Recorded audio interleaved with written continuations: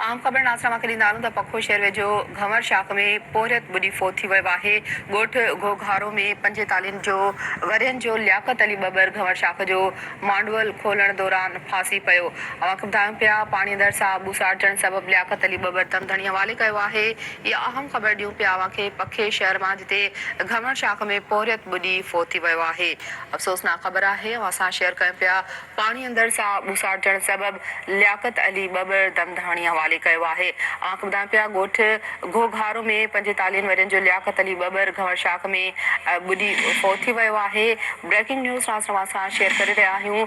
पखो शहर वेझो घंवर शाख में पोरियत ॿुॾी फोत थी वियो आहे। इन हवाले सां तफ़सील मालूम कनि था सिंध टीवी न्यूज़ जे रिपोर्टर अली गुल मुग़ैरी खां। अली गुल, छा तफ़सील आहिनि ऐं वाक़ियो कीअं पेश आयो आहे? अफ़सोसनाक। जी अनिला, तव्हांखे ॿुधाईंदो वञा त पको लॻ ॻोठ घोघारो में घंवर शाख में सुबुह सवेरे पोरियत लियाकत अली बबर मांडूल खोलींदे मांडूल में फासी पियो, जंहिंजे नतीजे में पोरियत जो साह ॿुसाटजण सबबि फौत थी वियो। अहिड़े तरह जो पोरियत जो मर्द जॾहिं घर पहुचण ते वारसनि में कोराम अची वियो। जी ठीकु आहे, वॾी महिरबानी तफ़सील ॾियण लाइ।